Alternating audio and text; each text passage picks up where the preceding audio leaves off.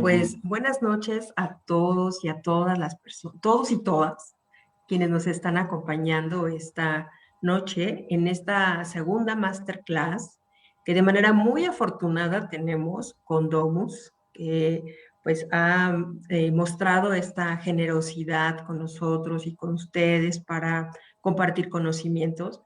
Y hoy en específico con un tema de muchísima relevancia, lo decíamos la semana pasada, respecto al diagnóstico en la vida adulta, ¿no?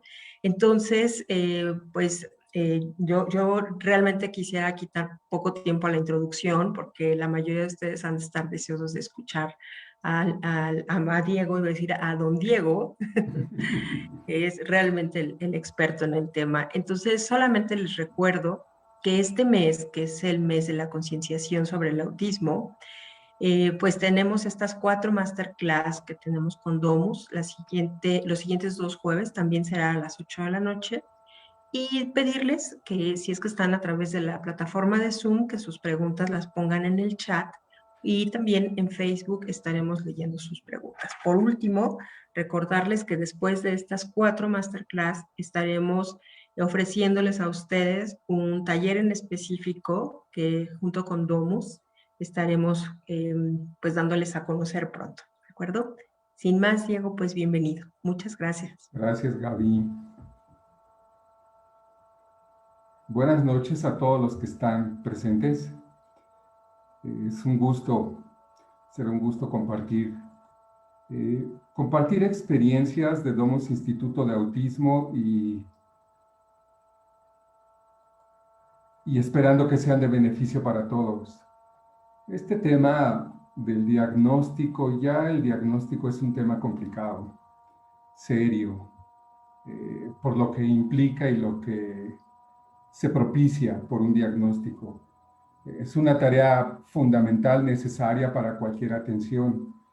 Y el tema de adultos, el diagnóstico de adultos, pues es súper relevante porque, no por contradecir a Gaby, pero hablar de expertos en diagnóstico con adultos es un riesgo altísimo. De hecho, hablar de expertos para la atención en el autismo el autismo no está resuelto del todo, tenemos que partir de eso, hay muchas dudas. A lo mejor hay gente con experiencia, pero el adjetivo expertos, te lo agradezco, Gaby, pero es serio, es muy serio. Bueno, empecemos. Entonces el tema es diagnóstico en adultos. La semana pasada estuvimos en un tema de diagnóstico por el diagnóstico en edad temprana. Ahora nos vamos a ir al extremo. Hablamos del diagnóstico en la primera etapa de vida, el primer año, el segundo año. Ahora vamos a ver qué pasa con las personas que van transitando a la edad adulta. Este tema es importante, pero súper importante, y así hay varios. ¿Por qué importa el tema de hoy? Miren, no definiendo autismo, sino considerando lo que implica tener autismo, lo que implican las habilidades, los déficits en las habilidades o funciones cuando hay autismo. Estas habilidades o funciones tienen que ver con supervivencia. Entonces, autismo significaría un impacto muy fuerte en las habilidades de supervivencia, porque son habilidades de carácter social y comunicativo. Siempre me motiva, me interesa. Siempre me interesa en mis pláticas llevar a que la gente reflexione. Entonces, espero estén reflexionando de que el autismo es sinónimo de un impacto en las habilidades de supervivencia. Piensen en las habilidades que necesitamos para resolver muchas situaciones de vida cotidiana y tener una supervivencia, y van a ver que la función social, las habilidades sociales importan. Las funciones comunicativas importan. La flexibilidad de pensamiento importa para una supervivencia. ¿Por qué importa el tema de autismo también? El tema de hoy, diagnóstico en adultos. Porque por décadas y de hecho de nacimiento el autismo se ha asociado con niños. Se describe con niños en un hospital psiquiátrico infantil y se empieza a generar todo un estudio muy centrado en niños, obviamente. Estos niños crecieron, estas muestras crecieron y pues realmente no se ha hecho tanto con adultos. Se sigue hablando de autismo infantil. Cuando pensamos en autismo, mucha gente piensa en niños. Se habla de diagnóstico temprano, diagnóstico oportuno, atención temprana, etcétera, y poco de adultos. Entonces, ¿qué pasa con los adultos? ¿Qué pasa con lo que es calidad de vida? Obviamente calidad de vida está presente en todas las etapas de vida, pero necesitamos hablar de aquellos adultos, y me voy a referir hoy a esa población, que han transitado por su vida con síntomas muy sutiles, que ha sido difícil diagnosticarlos, o que se percaten familiares o ellos de que tiene algo, de que presenta una alteración que se llama autismo. O nos vamos a referir a las personas que han transitado con un diagnóstico inadecuado, como TDA, problemas de lenguaje, y así tenemos muchos adultos que dicen tener TDA o que tuvieron problemas de lenguaje o problemas de aprendizaje, peor aún, disfunción cerebral mínima, porque hace años, hace décadas, era un diagnóstico que se daba a granel y así a rajatabla.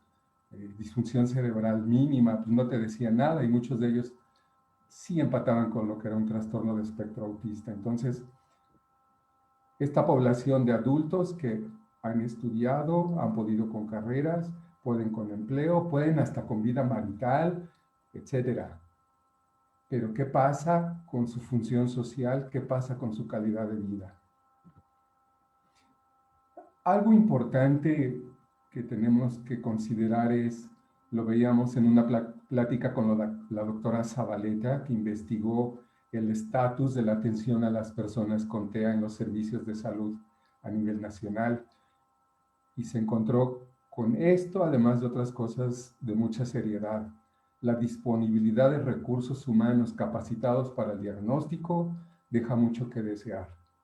O sea, no hay suficiente recurso humano capacitado para un diagnóstico, ya no de adultos, un diagnóstico desde las primeras etapas de vida. Entonces, si hay dificultad para identificar el autismo desde las primeras etapas de vida, que son muy claras las señales, si sabemos, si entendemos cuáles son, en la etapa adulta se complica. Y sobre todo este grupo de personas que les refería, que transitan su vida con fallas, y llega un momento donde se preocupan. ¿Qué tengo? ¿Por qué me cuesta tener amigos? ¿Por qué dependo de rutinas? ¿Por qué estoy experimentando tanta ansiedad? ¿Por qué no he tenido éxito en esto? ¿Por qué? O escuchan de autismo, o se encuentran en un sitio de autismo en internet y se empiezan a hacer una lista de chequeo y palomita, palomita, palomita. Entonces, esa población es la que a Domus nos llega un montón. Llegan por propio pie a buscar un diagnóstico, o llegan por la esposa, por la novia, por los padres o por amigos. Entonces, vamos a considerar esta población el día de hoy. El punto de partida para un diagnóstico en esta población, como les digo, puede llegar por propio pie o por iniciativa de otros. Entonces, ¿quién necesita el diagnóstico? ¿Quién lo necesita? ¿La esposa? ¿La novia? ¿El jefe del empleo? ¿El dueño de la empresa? ¿Y qué propósito tiene el diagnóstico? ¿Para qué? ¿Para qué están buscando un diagnóstico?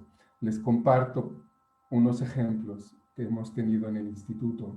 Hace años entrevisté a un adulto que llegó porque en su trabajo era un doctor en una disciplina de ciencias, y hacía una investigación tremenda. Trabajaba en un colegio de científicos nacional, donde tenía que generar 2 proyectos de investigación de impacto nacional, 2 proyectos al año.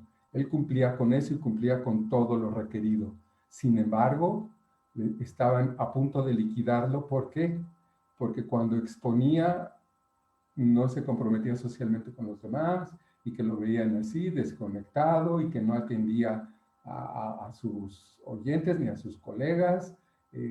No se preocupaba por el alineo, de hecho tenía una barba larga, y el día que lo entrevisté tenía como cositas, tal vez era comida, las uñas largas, no aseadas, pero era brillantísimo. Los zapatos pisados del talón y chancleaba, y todo eso a su jefe le preocupaba y tomó la decisión de liquidarlo.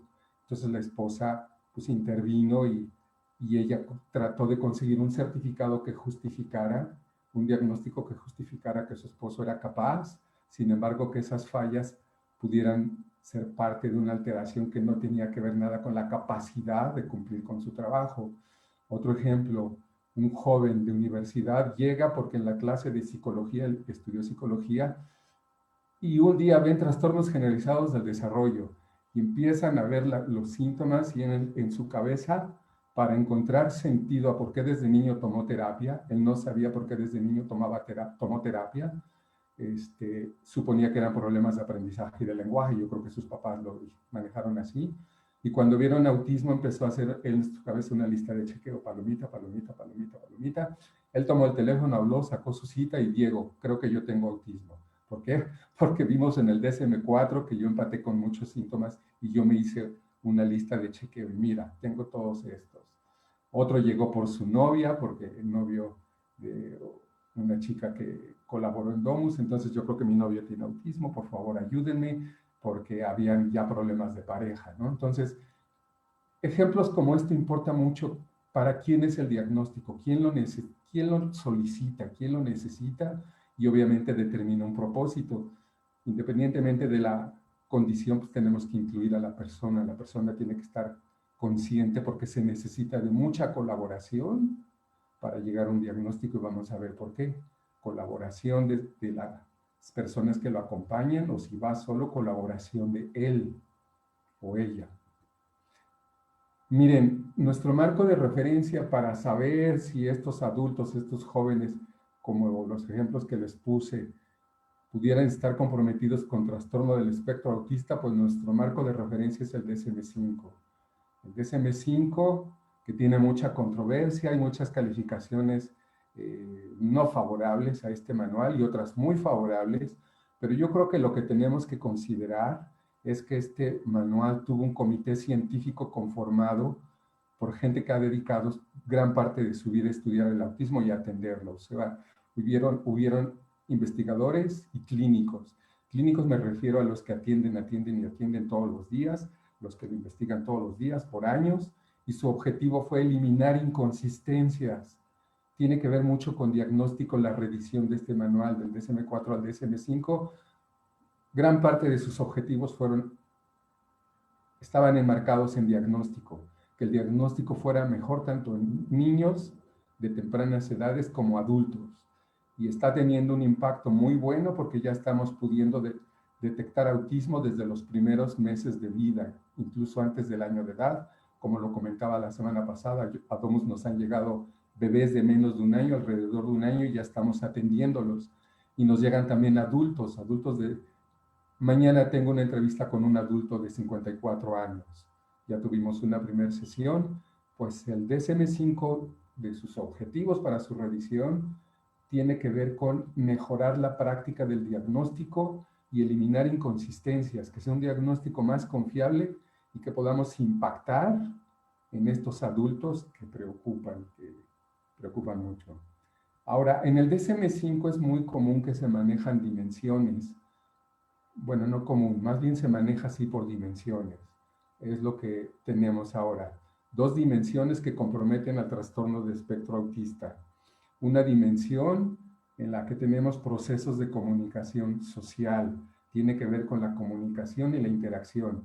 No podemos separarlos, son procesos indisolubles, por eso conviene pensarlos como procesos de comunicación social.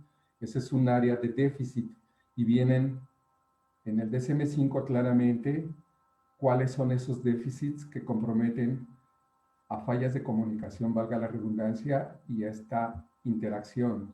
Entonces el DSM-5 nos marca 2 dimensiones y nos marca los déficits que se dan en cada dimensión, y de esos déficits cómo se manifiestan, y es ahí donde cada uno tiene que talachar mucho. Es necesario que tengamos un mapa conceptual del DSM-5 de lo que nos dice de TEA si nos dedicamos a esto.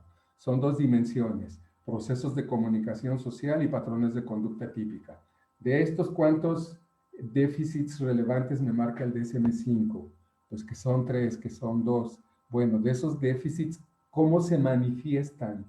¿Cómo se manifiestan en acciones más específicas, en procesos más específicos de la relación social? Y ese es un mapa conceptual que debemos de tener presente cuando estamos haciendo esta tarea de diagnóstico. Ahora, en el DSM-5 entonces encontramos eso y necesitamos un mapa conceptual de estos déficits, los déficits principales y sus manifestaciones, cómo se pueden ver. Y esa es la conveniencia de tener un mapa conceptual en la cabeza.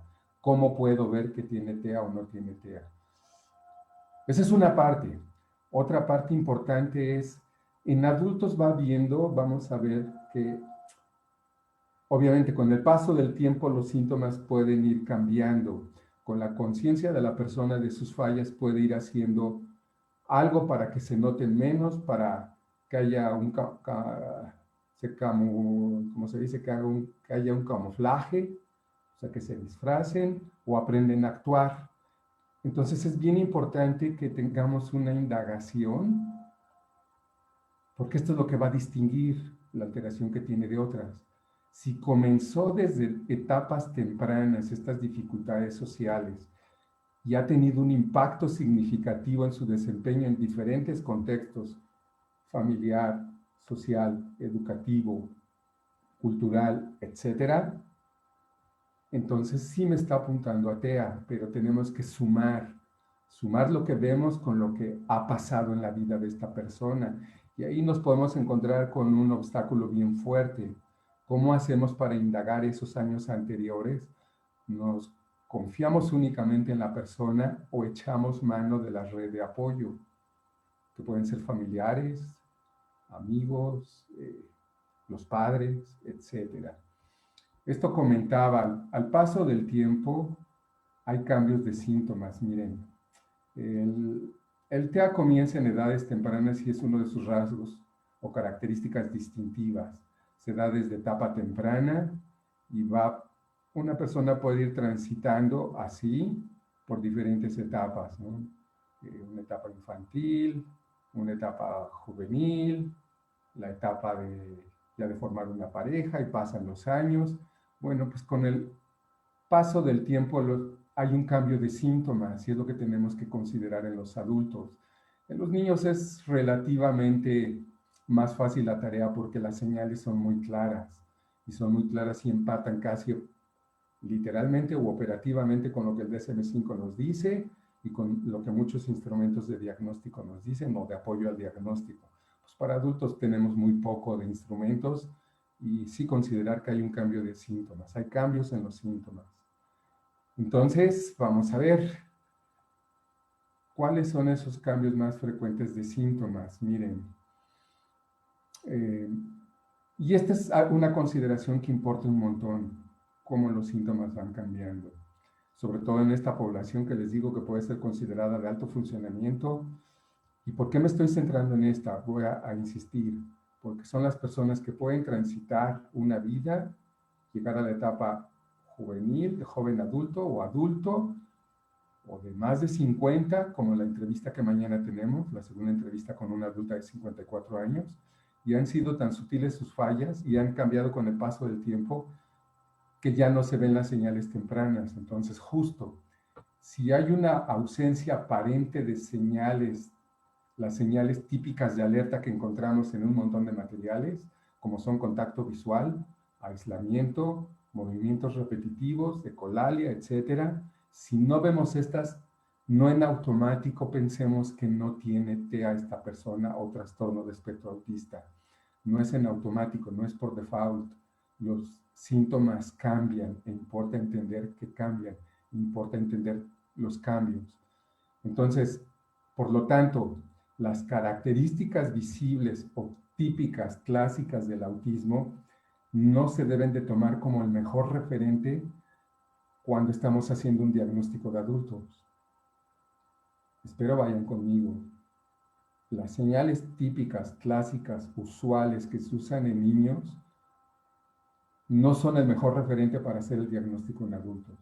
Y justo le doy toda la razón a Gaby. Es un tema complicado el tema de adultos.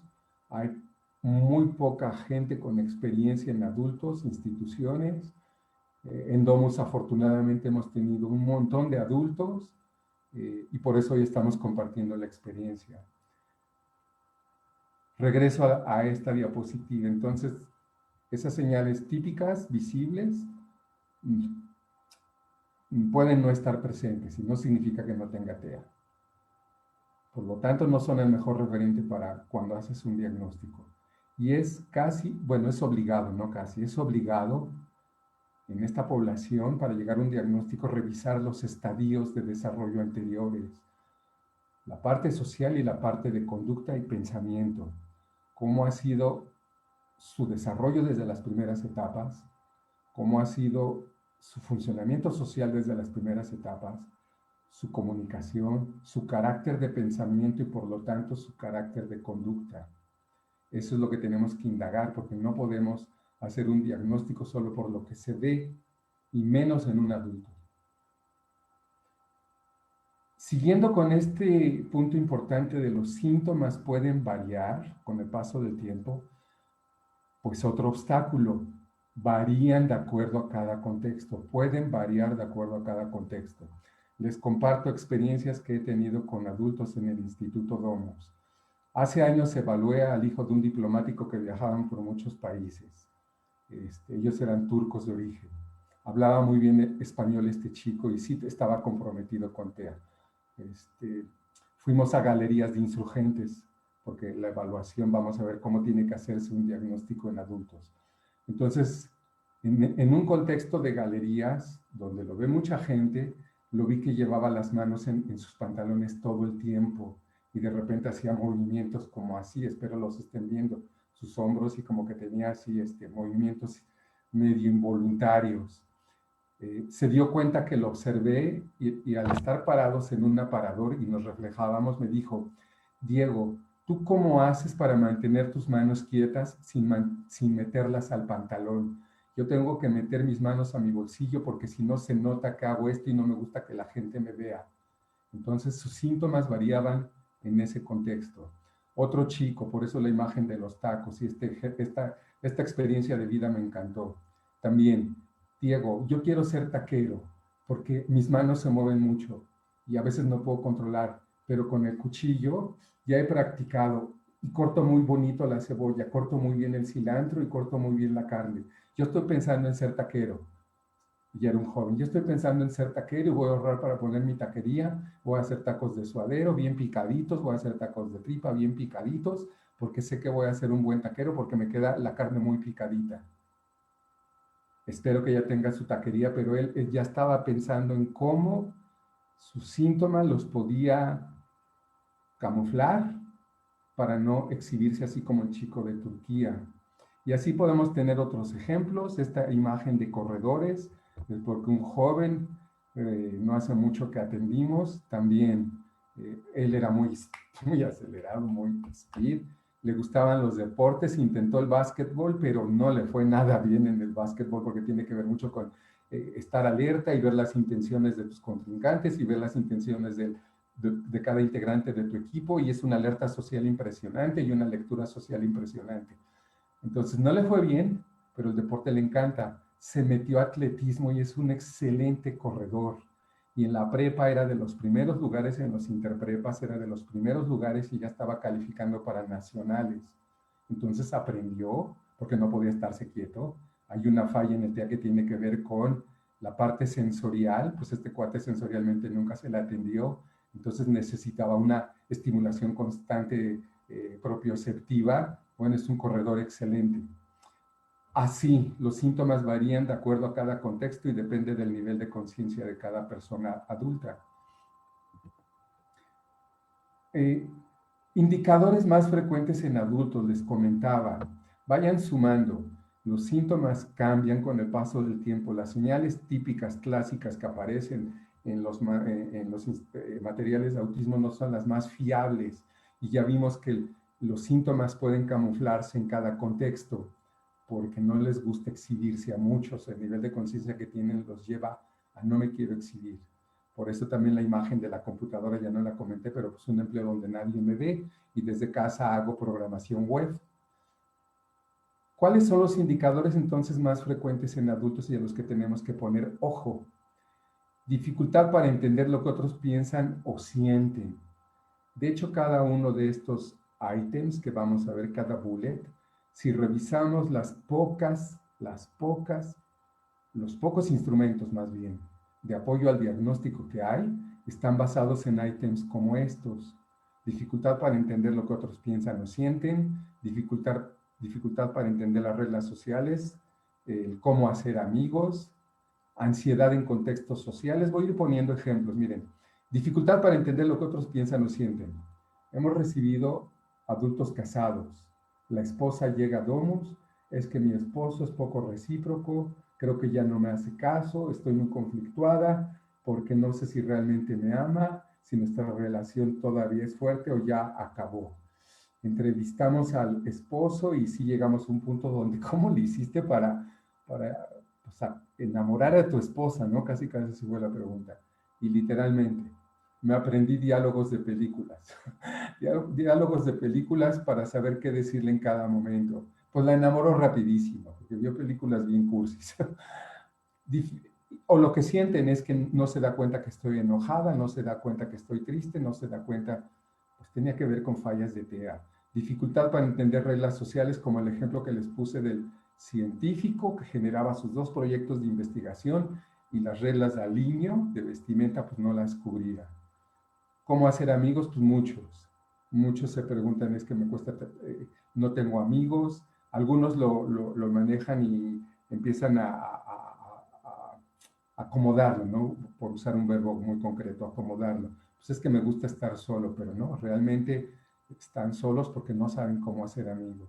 Ansiedad en contextos sociales. Hace como 3 semanas coincidieron 2 adultas, mujeres, que el principal indicador por el que llegaron fue por referencia de otro centro porque su nivel de ansiedad ya estaba alto y en casa la veían con una ansiedad alta y ya estaba teniendo problemas de cada vez aislarse más. Pues su problema no era autismo, tenía un nivel de ansiedad alto, pero sí la ansiedad es un tema en los adultos con TEA y está muy ligada a contextos sociales, la fiesta, la clase, la escuela, la comida y la conversación en la sobremesa, etc. Preferencia por hacer actividades solo o sola es otro indicador. Aparente rudeza social, es que es muy frío, es muy fría, no le interesa, es muy desapegada, etc. Dificultad para expresar ellos cómo se sienten. Literalidad. Hace un rato estuve con un chico que está pasando a la etapa de joven y le digo, bien amigo, te salió vientos amigo. Y otra vez le dije, amigo, vientos, vientos. Me dice, no, soy Emiliano. Es que siempre los saludo como, hola amigo Emi, hola amigo Emiliano. Y hoy que le dije, amigo, vientos. No, no me llamo vientos, soy Emiliano. O sea, la literalidad y el ejemplo se los comparto porque sí es importante.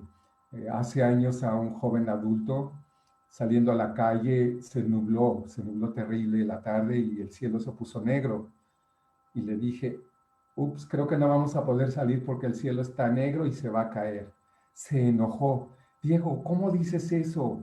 El cielo no se cae y no se pone negro. ¿Por qué me estás mintiendo? No, el cielo nunca se cae. No, estás equivocado. Y el cielo no es negro, es gris oscuro. Literalidad. Y tienden a la misma rutina cada día y experimentan ansiedad por los cambios en esta. Son indicadores que solo a través de entrevista con ellos y complementada con entrevista con, vamos a ver qué personas pueden ser útiles para tener esta información confiable, es como podemos llegar a los indicadores de TEA. Espero me vayan siguiendo, no veo sus caras, pero espero me vayan siguiendo. Otros indicadores. Evitación, incomodidad por el contacto visual, y de hecho es algo que no lo tenemos que forzar desde niños. El contacto visual debe suceder, no debe de forzarse ni debe de pedirse. Y en adultos es un tema bien delicado pedirles que establezcan contacto visual o nosotros ser muy intrusivos con el contacto visual o tratar de generarlo de una manera intrusiva. Los vamos a poner en una incomodidad tremenda. La proximidad social es otro tema importante. Puedes tener a uno así muy cerca y te habla así muy cerca, o la proximidad social es un tema de conflicto y lo evita y te puede empujar o se aleja y se puede interpretar como una rudeza social. Preocupación por detalles, patrones, olores, sonidos que otros no importan ni notan. Te pueden decir así literal: Diego, comiste cebolla, tienes un aliento que huele a cebolla, hueles mucho a cebolla, te puedes alejar así. Interés marcado por temas o actividades. Un joven chileno que conocí en su adolescencia y ahora como adulto ya cambió de tema, ya no es el fútbol, porque sabía muchísimo de fútbol, hasta fútbol mexicano. Ahora sabe de constituciones porque estudió leyes. Se sabe la Constitución de México, yo creo que mejor que cada uno de nosotros, mejor que cada uno en la Cámara. Pero su tema son las leyes, porque pues, es una información muy estática, ¿no? Se las memoriza súper bien. Y muestran gusto o confort por planear todo lo que va a suceder en su día. Se experimentan cómodos por saber lo que va a suceder en su día o en algún momento. Y si no lo tienen, pues lo contrario. Entonces, estas son indicadores que podemos considerar. Y si se dan cuenta, voy a regresar a la diapositiva anterior. Chequen cómo están enmarcados en la función social, están enmarcados en lo social, en adultos con fallas muy sutiles y con los que cuesta trabajo diagnosticar y que han pasado gran parte de su vida sin un diagnóstico o diagnóstico inadecuado. No vas a ver conducta típica repetitiva, no vas a ver ecolalia, vas a ver muchos indicadores en la parte, o la mayor parte de los indicadores lo vas a ver en el área social, en su funcionamiento social y en su estilo cognitivo, como seguir una rutina, irse a detalles, la literalidad, etc. Ahora, debemos de ver TEA, el compromiso de estar en una tarea de diagnóstico con adultos tiene que ver con sí, ver si hay trastorno de espectro autista, pero hay más cosas y una bien importante es la comorbilidad. El TEA, el autismo, lo voy a acotar hablando, refiriéndome así con una palabra, autismo, para no decir trastorno de espectro autista ni TEA. El autismo está ya muy investigada la parte de comorbilidad y tenemos una alta comorbilidad y en tema de salud. Varios sistemas del organismo están comprometidos y la relación de los sistemas están interconectados y el cerebro está interconectado con todos los sistemas. Entonces, una alteración del neurodesarrollo, como es autismo, sí tiene un impacto por la investigación que hay, un impacto muy frecuente, es altísimo la población que tiene problemas de comorbilidad o condiciones médicas concurrentes. De las más frecuentes o las más comunes, más bien comunes, es el adjetivo más adecuado. Las más comunes, porque son de las que más se habla y se ven, son condiciones de ansiedad, depresión y ya entran en la parte psiquiátrica y eso tiene que ver con comorbilidad. Suelen tener o suele presentarse un nivel alto de ansiedad o depresión y de hecho un tema lamentable es que el índice de suicidio o ideas suicidas en adolescentes con un funcionamiento alto dentro del espectro, las ideas suicidas es todo un tema y muchos llegan a concretarlo.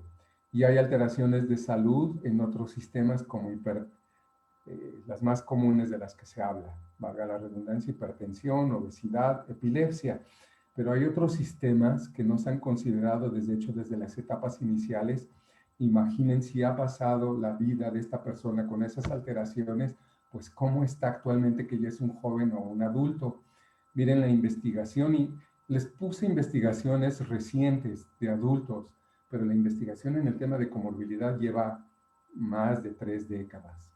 Entonces, ¿qué nos dicen las investigaciones de adultos? Ejemplos. Una investigación que se hizo en el 2014 y otra en el 2011. Registros de salud de 2.5 millones de individuos. O sea, es una investigación a gran escala. Revisaron sus historiales médicos. ¿Y qué encontraron? Índices muy pronunciados, muy frecuentes de trastornos médicos o psiquiátricos. ¿Cuáles eran estos? Sistema gastrointestinal. Una persona comprometida con TEA desde sus etapas tempranas puede tener alteración gastrointestinal y no solo consecuencia de su selectividad alimenticia. Ya desde antes, la conexión intestino-cerebro es brutal, pues ya desde las primeras etapas de vida pudo haber pasado por alteraciones gastrointestinales no detectadas. Epilepsia ya lo vimos, deficiencias de vista y audición, sistema sistema inmune también. Son personas que desde pequeños, y es que así ha sido, así te dicen, siempre he padecido de las vías respiratorias, siempre he padecido del estómago, siempre he padecido de estreñimientos, siempre he requerido de laxantes, siempre he tenido, nunca he dormido bien, duermo muy poco, pero es suficiente.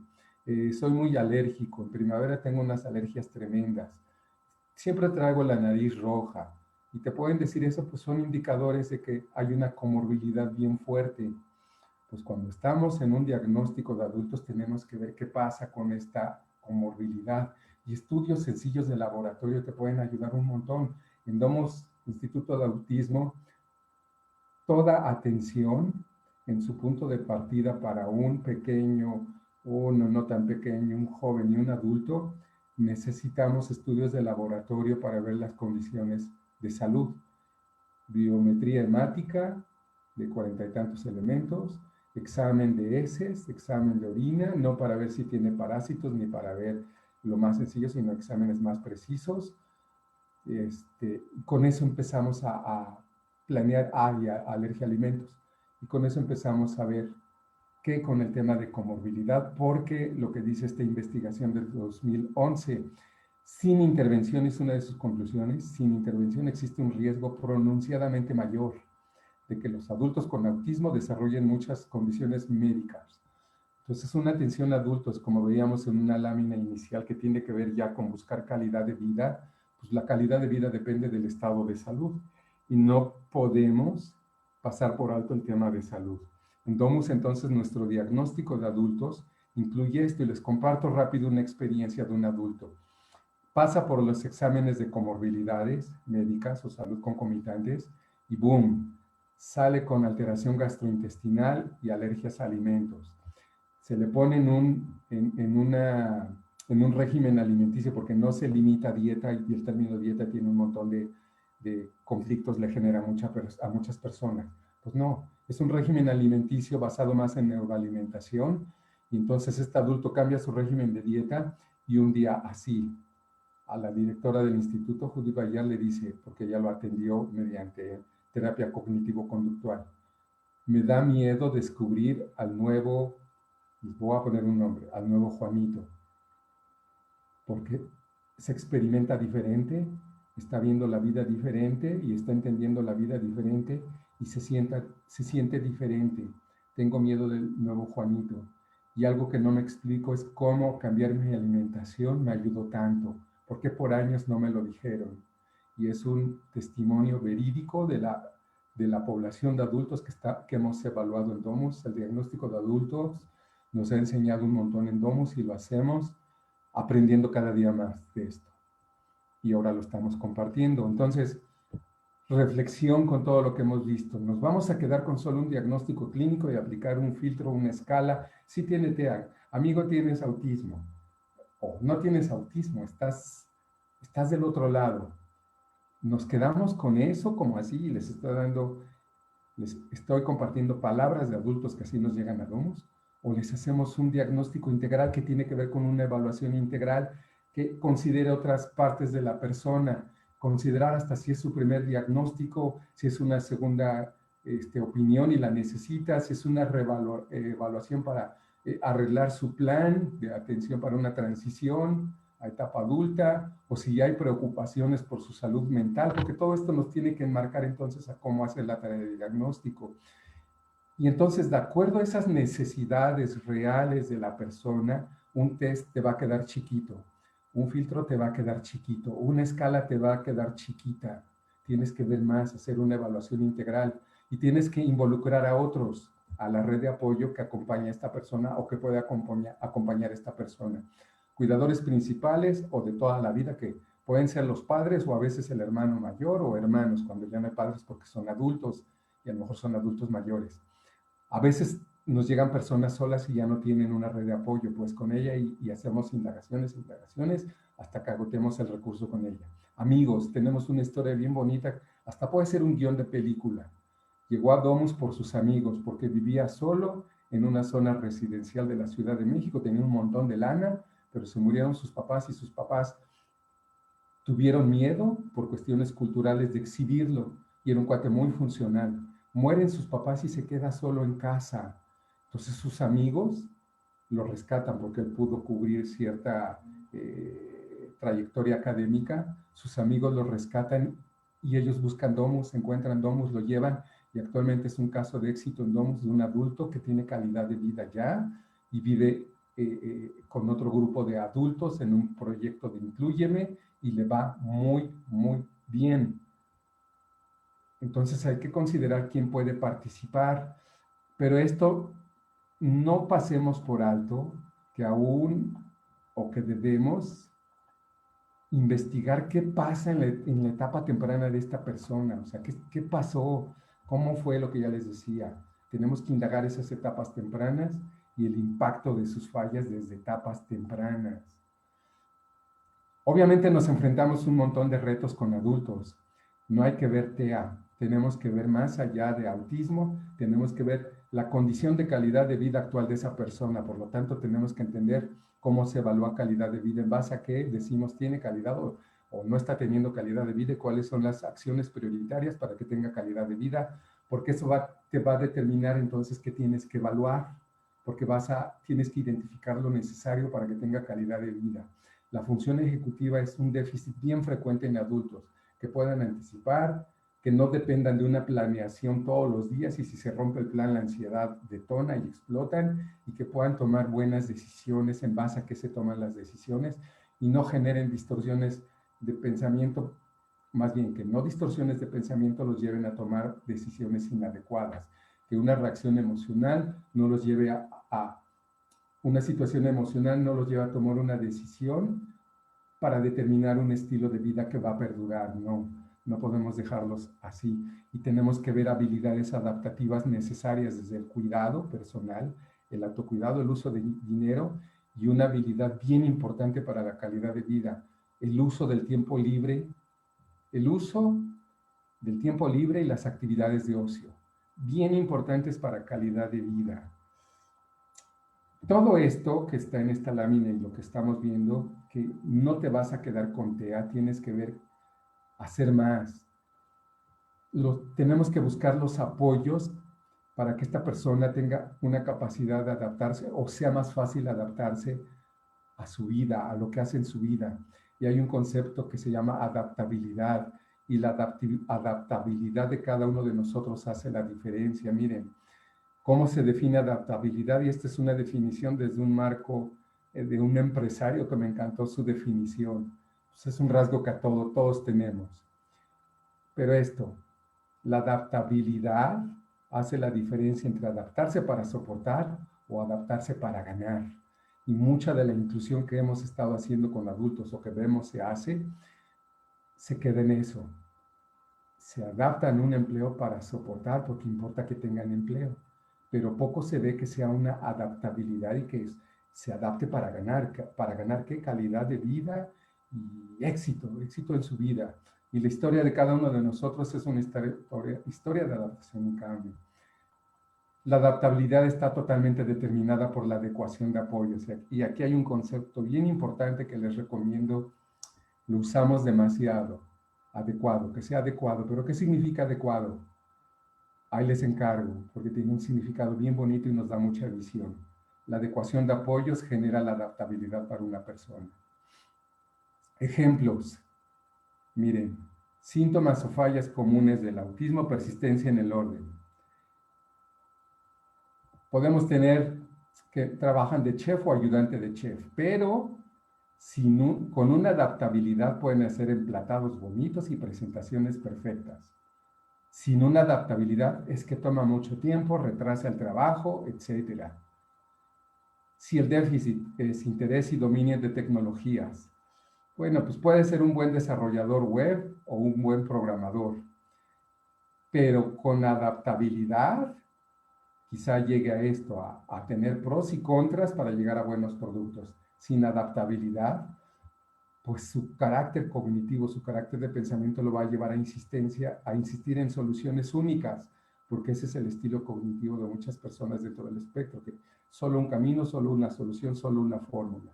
La diferencia que hace la adaptabilidad es tremenda.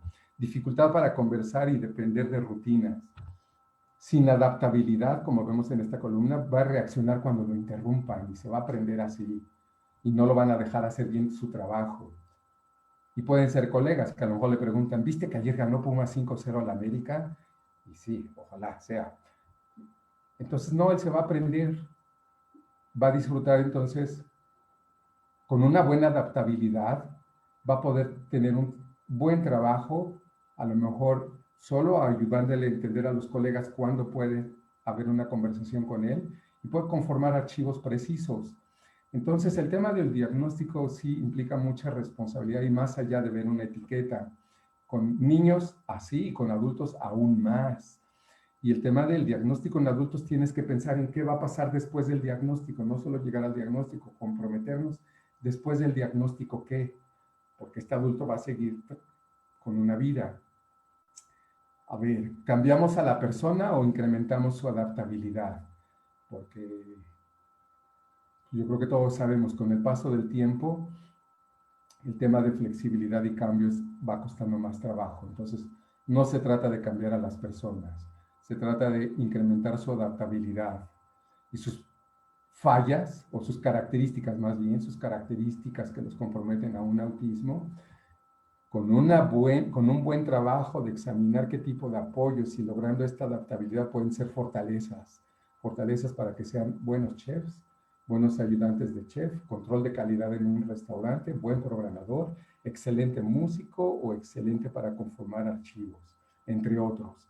Entonces es necesario identificar, para esto también es necesario identificar para un postdiagnóstico y que veamos así calidad de vida, identificar y mitigar las señales de riesgo de salud por el tema de comorbilidad. Ya les compartí exámenes de laboratorio bien sencillos, pero la interpretación es el tema que requiere experiencia. En Domus tenemos un especialista para eso y tiene esa formación para hacerlos. Entonces, si identificamos esos riesgos de salud, los vamos a mitigar y le vamos a aumentar las posibilidades de calidad de vida a esta persona. Ahora miren, esto se los dejo para que lo lea cada uno, porque la adaptabilidad es de todos. Y todos tenemos fortalezas y dificultades, todos. Los que están allá y yo las tengo, y los que no nos están oyendo. Pero el ambiente, y nosotros podemos ser un ambiente cuando estamos en un cubiculito con este adulto. Somos el ambiente que puede agudizar lo que no podemos. Y un ambiente más amplio o chiquito puede agudizar lo que no podemos. O con una buena adaptabilidad nos puede empoderar. Porque si podemos, lo vamos a hacer bien. Lo haremos bien si podemos. Y adultos, jóvenes con TEA lo harán bien si pueden. ¿De qué depende que puedan? Que pues no te quedes en el diagnóstico. Si te han buscado es porque tienen necesidad de mejorar su calidad de vida. Entonces hagámoslo así. Veamos más allá del diagnóstico y la etiqueta. Los pros y los contras de un diagnóstico, miren, depende también de nosotros. Un diagnóstico puede validar las experiencias de vida de la persona y lo podemos ayudar a que entienda, como el chico de la Ibero, que a través de ver que tenía autismo, él nunca había entendido por qué hay tantos años de su infancia en terapias. Bueno, pues le sirvió para validar experiencias. No tenía autismo, pero tenía un trastorno de ansiedad bien fuerte. Entonces ya le dio sentido, y le dio sentido porque en las noches caminaba en su casa dando de vueltas cuando no podía resolver una tarea y daba de vueltas y daba de vueltas y daba de vueltas. Les puede ayudar a ubicar las dificultades del contexto.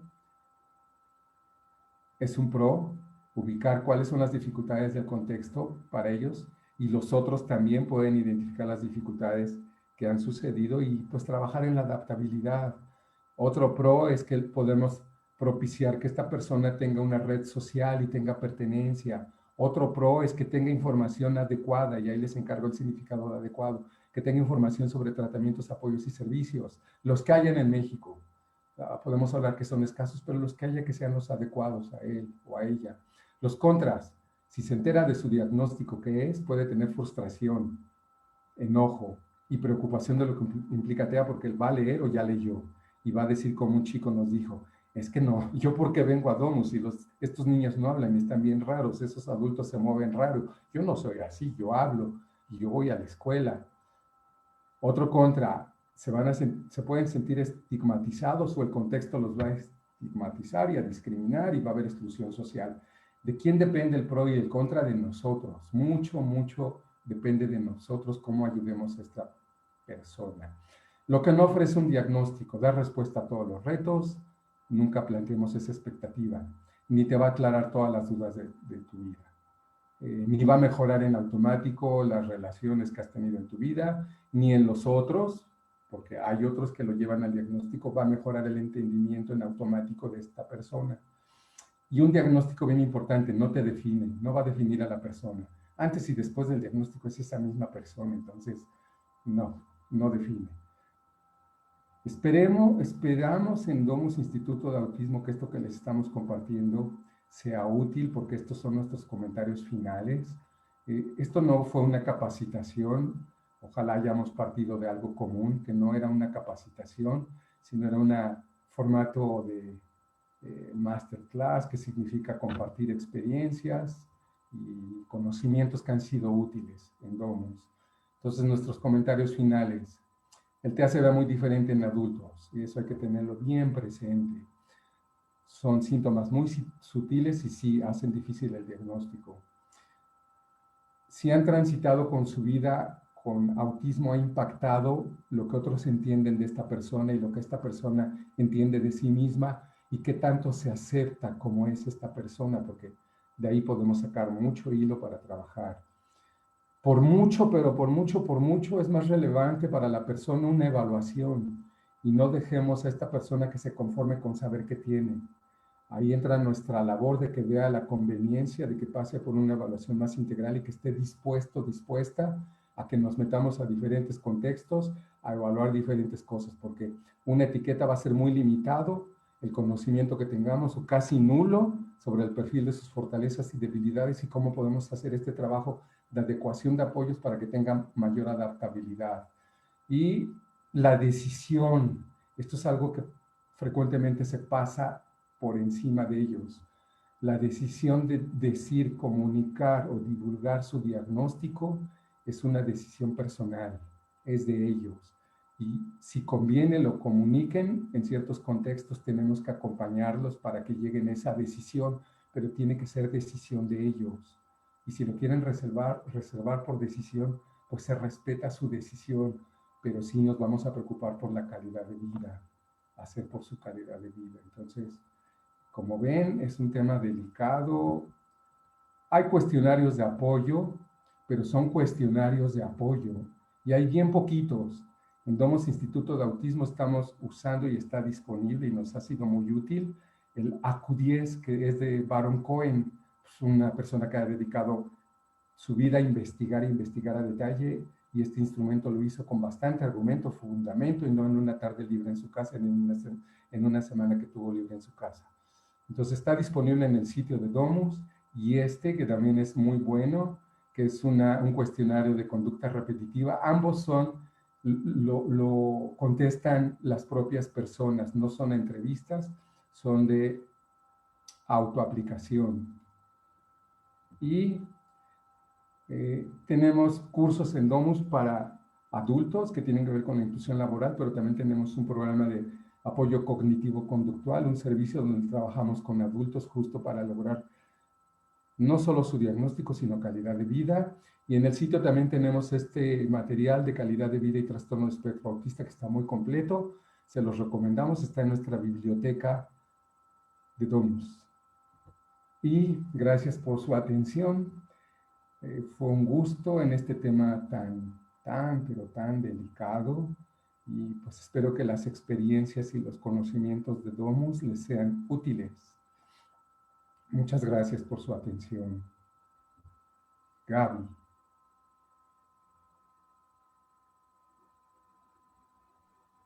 Gracias, Diego. Bueno, pues me queda muy claro tu mensaje. Te agradezco además que seas tan puntual en este mensaje que nos transmites y que me transmites además, que me permites reconocer, pues, esto delicado, como tú le llamas, ¿no? Efectivamente, te agradezco que me permitas verlo de esa manera. Y bueno, pues creo que pues hay todavía tantas cosas que seguir aprendiendo. Tú bien lo has señalado, bueno, esto es, o al menos así lo entiendo, como una introducción de alguna forma, ¿no? Y yo quiero también suponer que en esto, como hace muchos años, se indagaba incluso como, pues, el autismo como tal, ¿no? O sea, estas explicaciones que quizá hoy ya hay algunas respecto al desarrollo en niños, en niñas, etcétera, pues esto entiendo que sí, que es aún un terreno como demasiado virgen, ¿no? Sí, Entonces, así es, y de ahí este énfasis que has puesto en decir que es un asunto, pues que habrá de cuidarse muchísimo, ¿no? sí, totalmente. Y dijiste algo de que pues, es un tema delicado. Y mira, Gaby, cada adulto te lleva a aprender algo. En la historia, en Domus, cada adulto nos lleva a aprender algo y ampliar nuestra visión de lo que tenemos que hacer cada uno, desde cómo dejamos este diagnóstico y hasta dónde lo podemos llevar.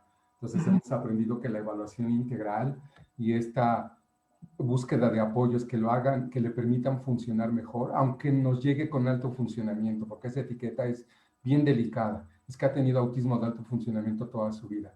Pues alto funcionamiento ¿en qué? No tiene calidad de vida. Claro, claro, claro, efectivamente. Bueno, pues ha sido un placer que estuvieras hoy con nosotros, Diego. Hay algunas preguntas en el chat, en Facebook, pero bueno, hemos señalado desde el inicio de este mes y en esta masterclass también que les vamos a invitar a que estén al pendiente de talleres específicos, que en donde se va a ampliar la información y Exacto. bueno, ¿no? Entonces, pues creo que con esto estaríamos cerrando tu participación, esperando el siguiente jueves para que también nos vuelvan a acompañar. Y les reitero que estén al pendiente de la invitación que Domus y Confe estará haciendo para talleres específicos en este tema. ¿De acuerdo? Un placer, Diego. Y a todos, No, muchas gracias. el gusto ha sido para mí. De esto también se aprende mucho. Así es. Gracias, Gracias. Gaby. Gracias a todos. Gracias. Buenas noches. Buenas noches.